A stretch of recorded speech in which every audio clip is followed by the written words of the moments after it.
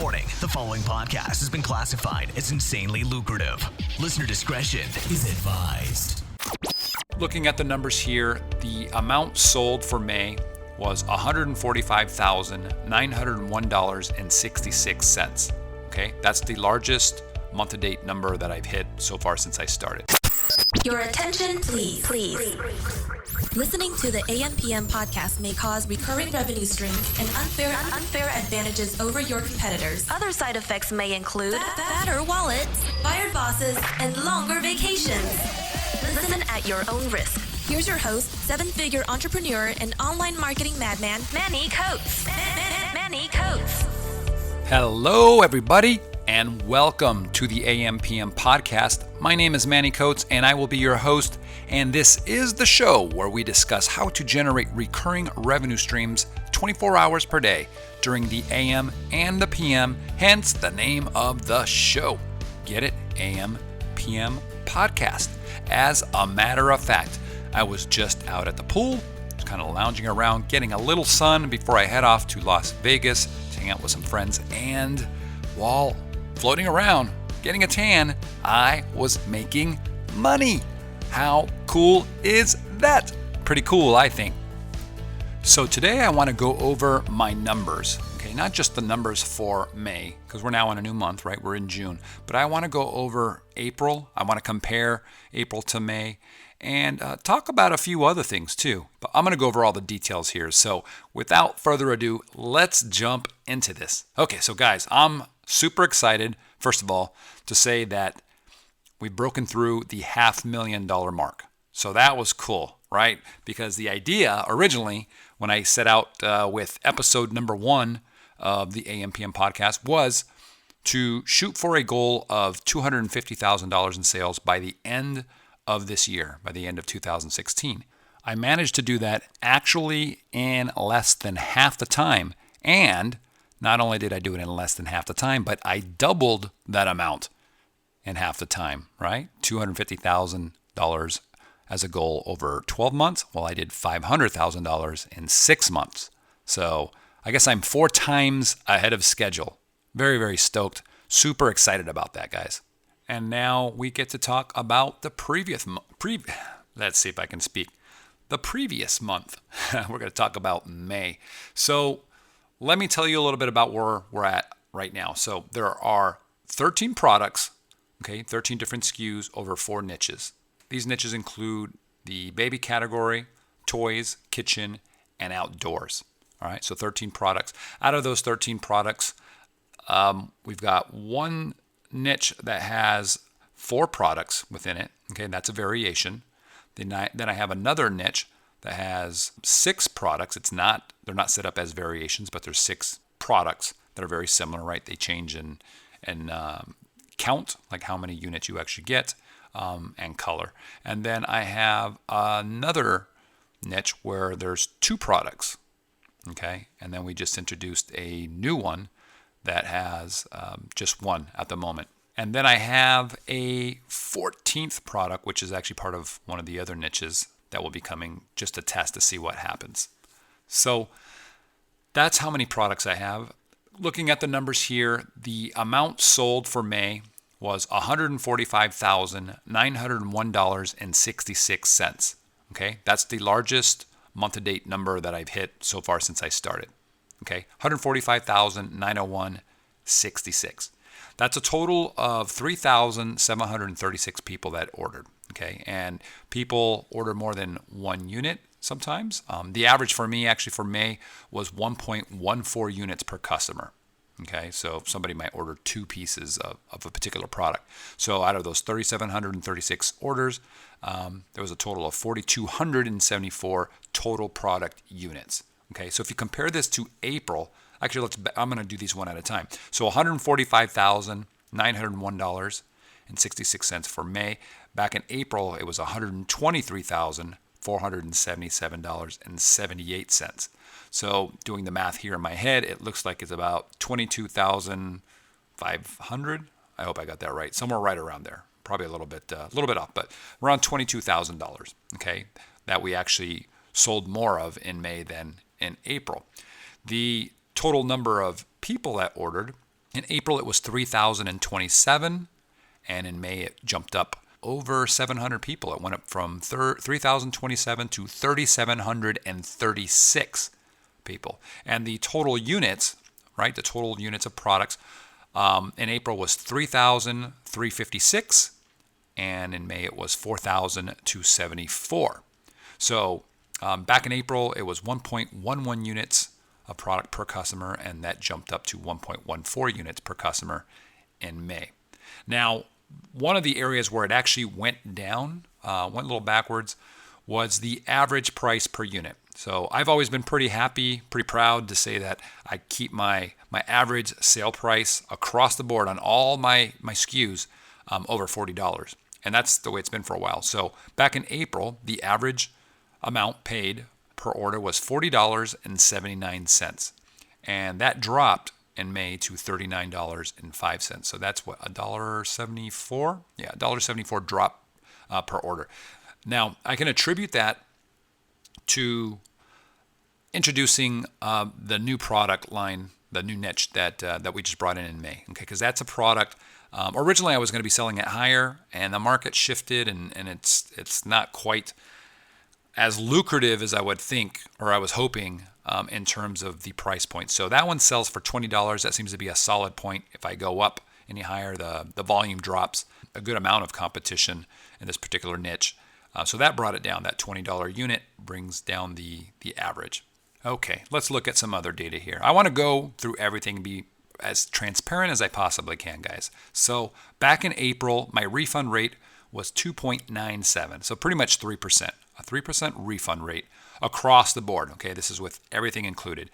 And the total number of refunds was 100. So not the best. It's getting up there. It can be mostly attributed to one particular product line, but it is a very good selling product line, but it does have issues. And it's it's got some electronics in it, and this is one of those products that I've said, you got to be careful, guys, because electronics, they just have a specific defect rate, right? Especially when you're getting stuff from China, they just won't work, or they won't last, or something will break.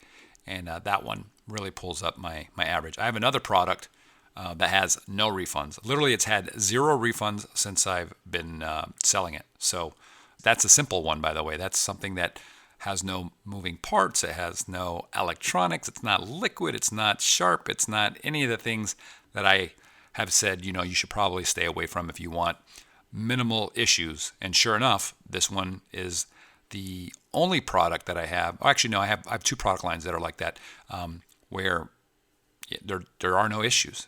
It just doesn't fall into those categories that have high return rates. So, anyways, back to the numbers. 100 refunds, 2.97% refund rate. Compared to May, we've dropped that quite a bit, right? We've listened to what our customers are saying, and we came back and made some adjustments, but the refund rate has dropped down to 2.1%. So that's pretty good. That's almost it's like over a 40%, almost 50% reduction in refunds.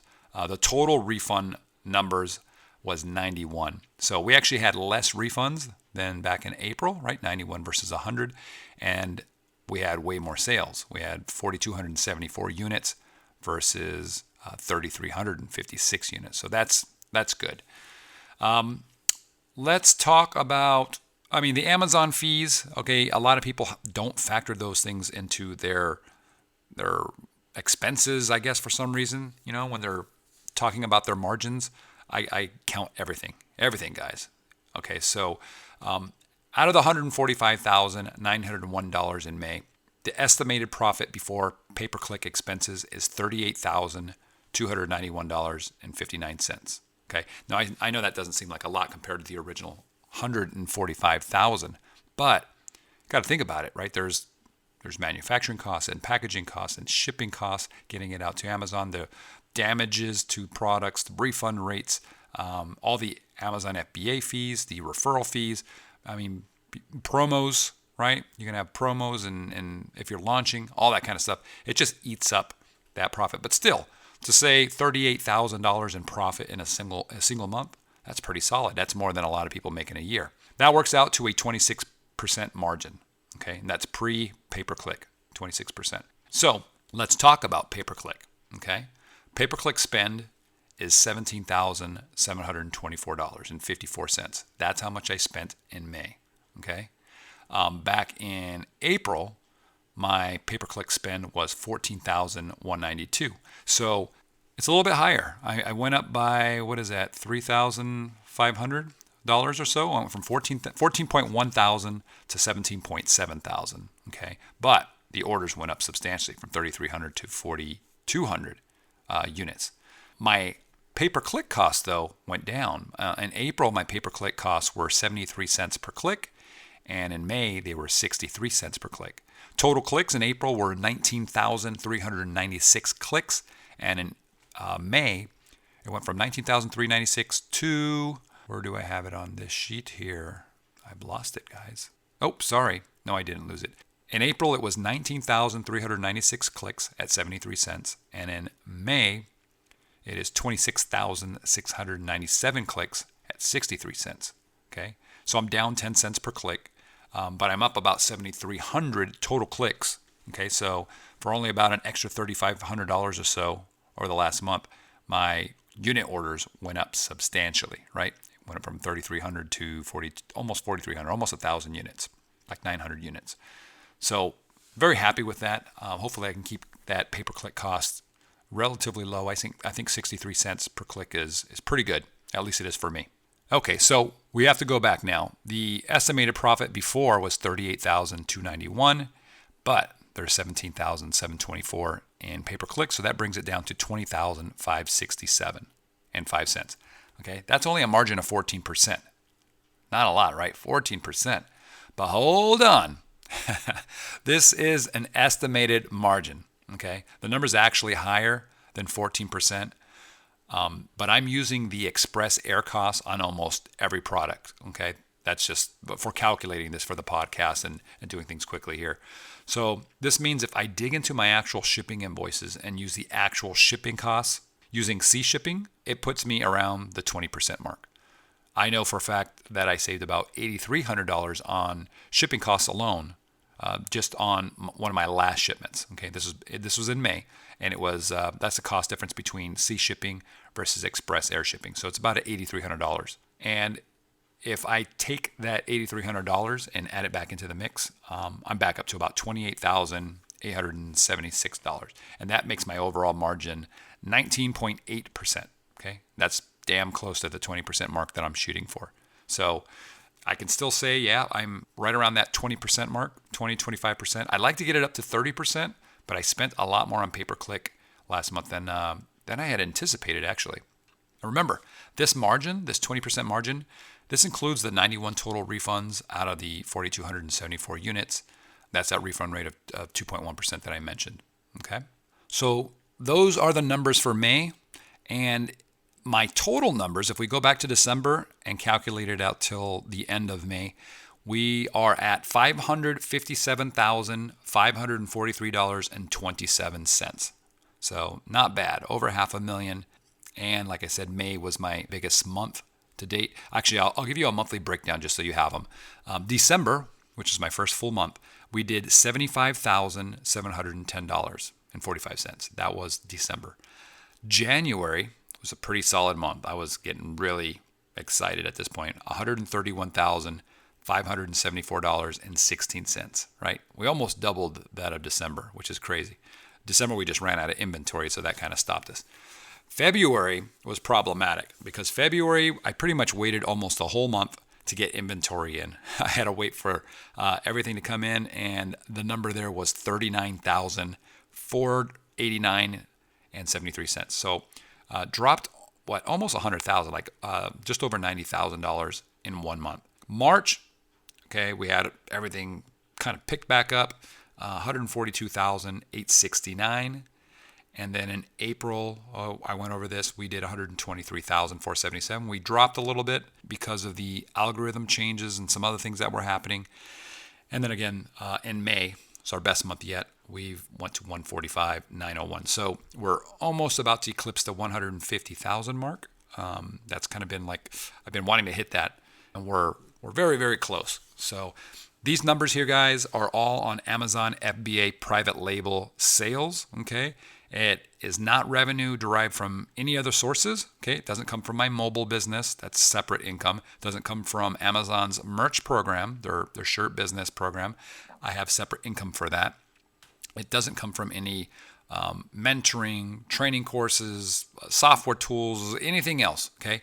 When I say this is all Amazon private label sales, that's what it is. And I want to make sure that that's very clear, because I know there's people in the industry that will give you numbers, but you don't know if those numbers include, the money that they make by selling courses or software or whatever it is. So these numbers are me actually getting out there, rolling up my sleeves, grinding, and being in the trenches with you guys, actually selling product. So there's my numbers. Profitable? Yes. Super profitable? Not as much as I'd like, but it's pretty solid, I got to say. For the amount of time that I'm putting into it, and I'm putting a lot of time, it's worth it, for sure. So, that said, guys, make sure you're using all the services and tools to your advantage, right? They can save you a lot of time. I wouldn't be here where I'm at now if it wasn't for using tools that not only I created, but tools that are out there on the market. On the ampmpodcast.com website, we actually have a tools and services button over on the top right of the screen. It links to some of the tools and services that I use. We're adding more as we go. Okay, some of the tools and services in there are affiliate links. Okay, they're products that I'm going to get a commission on if you actually go through and purchase or sign up through it. So keep that in mind. If you don't mind me getting a small commission, if you think that I'm delivering value and worth getting a commission on something like that, feel free to click through and sign up or order through there. If not, no worries. It's not a lot, and I actually provide value through those links. So you're actually going to get a better deal going through those links than you would if you just go directly to the website and order. You're either going to get a longer trial or a better discount or whatever it is. And we've got tools on there like Jungle Scout and Hello Profit, and we have a number of tools that are coming out that you should check out. There's also Helium 10, right? And Helium 10 is a software suite that we've developed. Really cool stuff. I use it pretty much every day on listings that I'm working on. So if you're not using that, you're missing out. Okay, it's fantastic. If I don't say so myself, it is really actually very, very cool. So check that out. You'll learn what your listings are not ranking for and how to optimize things. So it's pretty cool. So there you have it. Don't stress about trying to hit these 50% margins that a lot of people talk about. It's not realistic for most people. It's not realistic for me. It gets harder to hit those margins when you scale, right? When you get larger volume, typically because you're jumping into markets that are saturated to some extent, right? If you're jumping into a product line that allows you to sell 6 figures worth of that product, chances are you have some other competitors in there, and they're probably super competitors, right? They're probably selling similar numbers to what you're selling, maybe more. And that means that there's going to be a price war to some extent, and that just drives the price down a bit, and then profit margins aren't as high as they might be if you're like in a very small niche market, right? If I'm in a market, and I am, where I only generate 5 to 10 sales per day, but I only have one other competitor, I don't have to worry about pricing. My pricing is set at whatever I want, essentially. Okay, but if I'm selling 100 units a day, I'm probably going to be a little bit more sensitive to the pricing of competing products that are similar, right? Something somebody might go, you know what?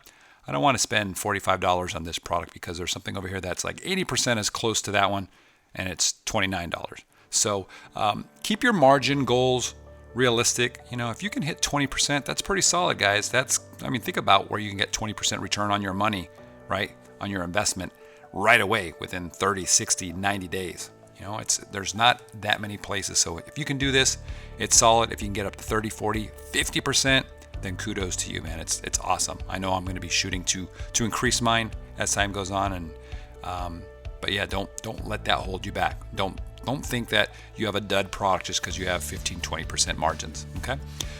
That's it. If you like this kind of an episode where I go over my numbers and stuff, let me know, right? Respond in our Facebook group. The Facebook group, by the way, guys, is accessible from our ampmpodcast.com site. If you go there on the right-hand side, there's a link to our Facebook group. If you go to Facebook and just do a search, it's called the Amazon FBA High Rollers, okay? Amazon FBA High Rollers. You can do a search and join us there, and we'll get you approved. We got over 3,200 people in there, and it's just an awesome place where you can communicate with me and Guy and the other people that are in our community, okay? So, I hope to see you in there. Check out our other podcasts. We've got several dozen of them over at ampmpodcast.com. And until next time, guys, have a good one. Take care. You've been listening to the AM/PM podcast hosted by Manny Coats. For more information, insider tools, and to get the resources mentioned in this episode, visit ampmpodcast.com.